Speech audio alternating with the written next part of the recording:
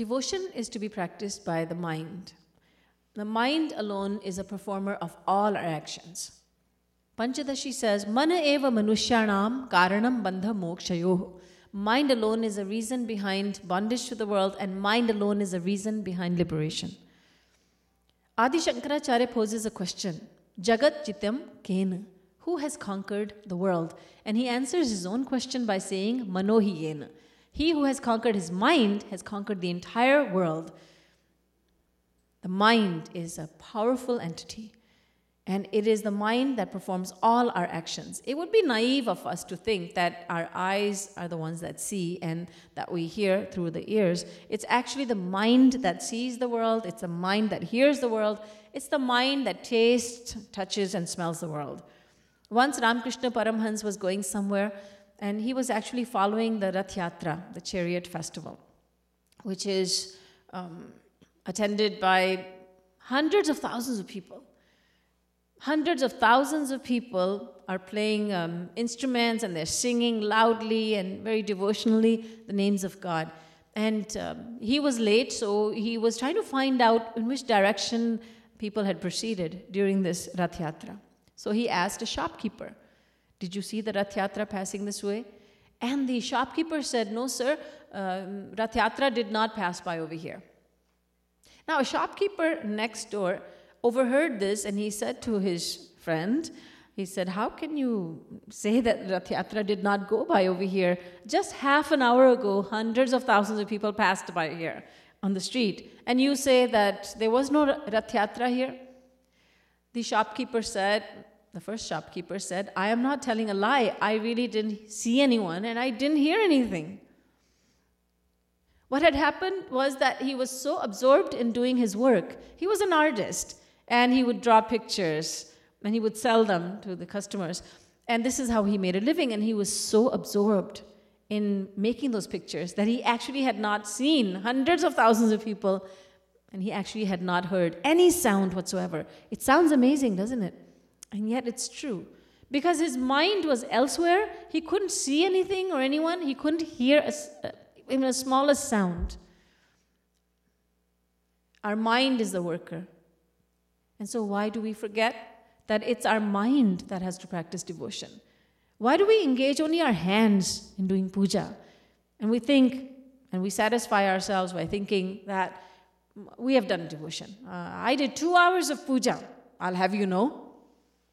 And God is asking him, did you spend even 2 minutes thinking of me? No, sir, I did not. But I did puja with my hands. And I do puja really well. I waved the arti tray. We go like this, in a clockwise fashion, and we say, I'm so good and so godly, I did arti. But while doing arti, we're not thinking of God. Someone is in a temple, he's got his cell phone in his pocket, the cell phone is on because that's our lifeline.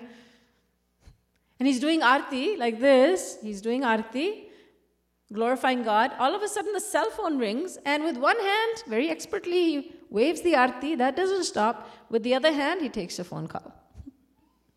I'm doing arti in the temple. Why should we do arti? In order to think of God. But it's become a ritual. For us, it's just a ritual. We do arti, we light the incense, we light the deepam, we do so much, we bow our head in front of God, we do puja, we go to different places of pilgrimage, and we become so happy. I am so good and godly. And we get that holier than thou attitude. I went to do Charo Dham. I went to all 4 main places of pilgrimage all over India. Have you done that? No? Well, I have. I have bathed in the Ganga Ji. Have you? No? Oh, I have. We think it's a feather in our cap, and we are so good and godly because we've gone to different places of pilgrimage.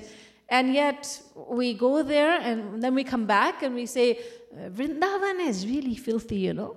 I mean, and there are such crooks over there. And we're not talking about Lord Krishna who is stealing. We say, well, people steal over there. But the question is, did you see by any chance Lord Krishna who steals hearts there in Vrindavan? Did you see the butter thief over there? No, I saw all sorts of thieves, and I was really careful with my money because I heard there are a lot of pickpockets there. And that's why you went to Vrindavan. You went there to see the pickpockets. You went there to see the dirt. Oh, there was garbage all over, You went there to see the garbage, so you come back with garbage in the mind. Jagadguru Shree Kripalu Ji Maharaj, my divine master, says, don't go to Vrindavan.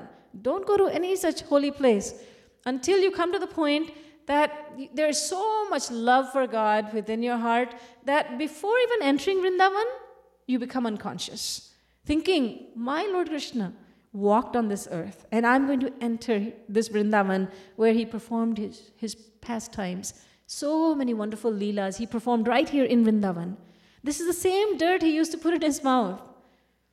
Unless you have this overwhelming feeling of devotion for Vrindavan, don't go there physically. Just go there mentally. Visit Vrindavan and other holy places in your mind. Then when you have a lot of love for Lord Krishna, when you love him so much that you cry for him and you get goosebumps every time you take his names, and you get a lump in your throat every time you do kirtan and bhajan, you get tears flowing from your eyes, then go to Vrindavan, then you'll see Lord Krishna. You won't see any crook there. You won't see any filth there. You won't see that water is hard and this is wrong and that is wrong. You'll come back with divine feelings because you will have love for Lord Krishna in the heart. So devotion is to be practiced with the mind. It is not to be practiced. It is not practiced with the sense organs. That is not to say that we should not do kirtan and bhajan. We should not sing the glories of God using our tongue. It doesn't mean that we should not use our hands to do puja or wave the arti tray. It doesn't mean that we should not use our legs and feet to transport us to places of pilgrimage. It simply means that we should combine the mind. We should add the element of the mind. And that's when all of this becomes devotion. Otherwise, it's just a ritual. When we sing the names of God without thinking of God, we are merely exercising our vocal cords. We are not thinking of God, we're just exercising our vocal cords. We're just exercising our legs if we go to holy places without thinking of God. We are just giving our hands some exercise if we wave the arti tray or if we do puja without thinking of God. God says, I do not consider the devotion that you perform with your sense organs to be true devotion. I consider what you do in your mind as devotion. In other words, if you think of me while singing my names, while going to various places of pilgrimage, then I will consider that you have practiced devotion to me. Otherwise, I will not even look in your direction. So devotion is to be practiced with the mind. We should use various sense organs like our tongue and our forehead, different parts of the body like our forehead, our head, and our nose, our ears. It's good that they're also involved in the practice of devotion, but make no mistake about it, it's only the mind that practices devotion.